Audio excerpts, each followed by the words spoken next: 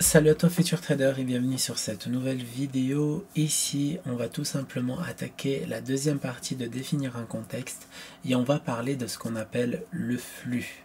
Avant de commencer cette vidéo, n'hésite pas à mettre un petit like, un petit commentaire si le contenu précédent t'a plu et si ce contenu peut te plaire et t'abonner si ce n'est pas déjà fait et on attaque directement. Alors le flux c'est tout simplement une lecture de chandelier japonais, donc plus price action que ça il n'y a pas malheureusement, et la lecture de flux va se faire généralement sur plusieurs unités de temps, c'est à dire qu'on va regarder le mensuel, le weekly, le daily, le 4 heures, le 1 heure. Ce sont tout simplement des structures majeures que le prix va nous donner, va nous montrer. Donc on va voir la pertinence de ces bougies. Par exemple, actuellement, sur notre indicateur donc, de flux, c'est un indicateur que j'ai créé exceptionnellement pour lire les bougies en un clin d'œil quand je fais de l'analyse technique ou de l'analyse fondamentale et du sentiment de risque. Et là, ce qu'on voit, c'est qu'on voit qu'en mensuel, par exemple, hop, on va rapidement regarder en mensuel, qu'on a actuellement une bougie haussière, mais la bougie précédente est plutôt baissière. En fait, ici, ce qui va m'intéresser, c'est le pourquoi cette bougie est baissière. C'est tout simplement parce que c'était un mois de décembre, on a eu pas mal de data négatifs, etc., etc. Mais juste avant, on avait des data plutôt positifs sur les mois précédents, et là, on voyait que le marché voulait repartir. Maintenant, je vois une chose, c'est que ici, on est en accumulation en mensuel.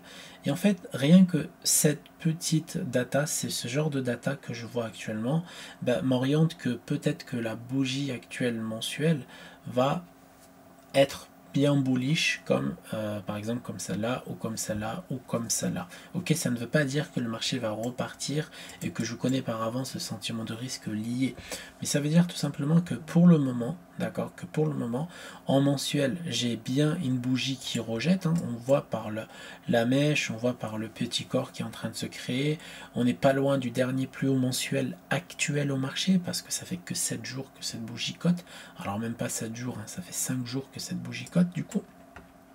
Donc ça va m'intéresser d'avoir cette lecture là, puis pareil je peux passer en weekly et là je pourrais avoir beaucoup plus d'informations, dans le sens que je sais que ici j'ai des très belles bougies de rejet et j'ai ma dernière bougie actuelle qui a clôturé hier, donc on est le samedi, donc ça c'est une bougie de vendredi qui a clôturé hier. Je sais qu'elle a clôturé comme ça, donc après ce genre de bougie je ne m'attends surtout pas à la vente sur les indices, d'accord. Je m'attends à un petit retracement normal, ça peut arriver, mais peut-être à un nouveau, ce qu'on appelle un nouveau plus haut et une cassure de ce niveau. Donc c'est tout simplement un niveau de liquidité qui va être super important avant d'arriver sur le level majeur qui est juste là et qui contient ce qu'on appelle tout simplement de la demande. Tout ça c'est une zone de demande qui est très pertinente, hein. C'est-à-dire hop, si on fait comme ça, on voit qu'il y a une belle zone de demande avec de l'imbalance ici qui n'a pas été travaillée, et donc là ça va m'intéresser pour bien sûr revendre le marché,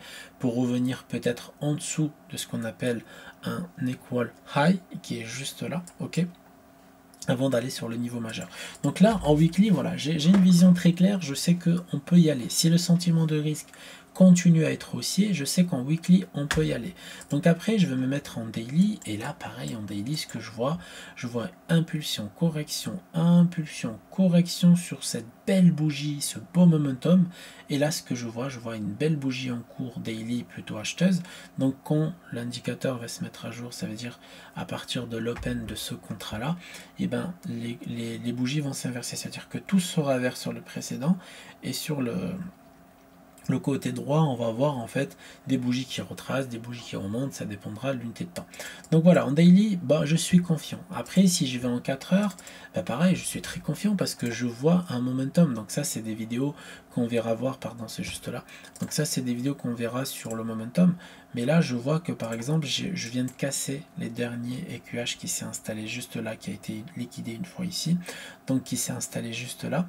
Et donc je vois qu'il y a un beau momentum qui s'est mis en place. Après, je me mets en 1 heure. Alors il y a toujours ce high ici qui doit être pété, mais malheureusement pour le moment, il n'a pas été cassé. Il a juste été touché, travaillé. On peut même dire qu'il a été bullish market structure, donc BMS. Hop. Alors j'ai du mal, BMS.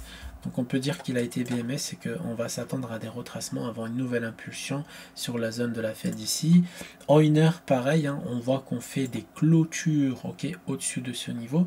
C'est-à-dire qu'on a bien un chandelier, un gros chandelier avec un beau momentum sur ce niveau qui se retrouve juste là. Et après, on peut passer rapidement en 15 minutes. Et en 15 minutes, qu'est-ce qu'on voit? On voit ici qu'on a un momentum, un flux au marché plutôt haussier. Et on peut peut-être s'attendre à des retracements sur ce flux-là. D'accord? Pour le moment, en 15 minutes, ici, il n'y a pas d'indication parce que ça ne m'intéresse pas. Ce qui m'intéresse, c'est plutôt les chandeliers 1 heure, 4 heures, daily, weekly, mensuel, etc. Donc voilà. Donc ce que je m'attends ici, c'est plutôt un retracement avant que ça reparte, et bien sûr toujours dans le sens des bougies précédentes et des bougies actuelles. Ça, malheureusement, je serai obligé de vous montrer des exemples au fur et à mesure des vidéos qui vont arriver pour vous expliquer au mieux le contexte global de ce genre de structure et de ce genre d'analyse de flux. Donc une vidéo pas trop longue parce que ça demande pas énormément de temps pour comprendre les bougies, si elles sont haussières ou baissières. La structure de bougie, ça veut dire que si vous avez une bougie comme ça, c'est une belle bougie avalante, on sait qu'il y a du momentum derrière. Le pire qui peut arriver, c'est vraiment qu'on retrace comme ça avant qu'on reparte assez facilement et assez rapidement.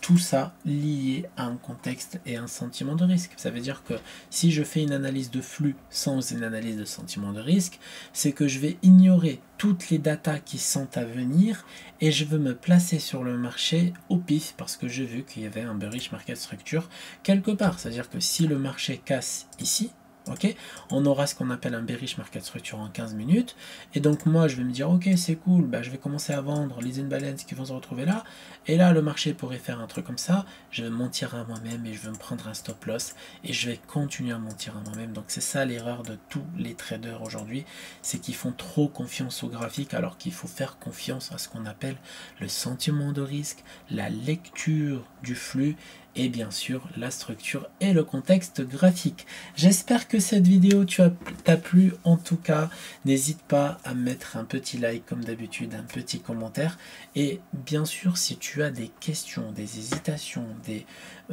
quelque chose que tu pourras me faire parvenir, n'hésite pas à le faire en commentaire, et rappelle-toi que sur la biographie de cette vidéo, il y a notre canal Telegram et tous les réseaux dont tu as besoin pour nous suivre et pour nous poser toutes tes questions et toutes tes suggestions. Donc on se retrouve à la prochaine vidéo pour les structures et pour la lecture du contexte graphique.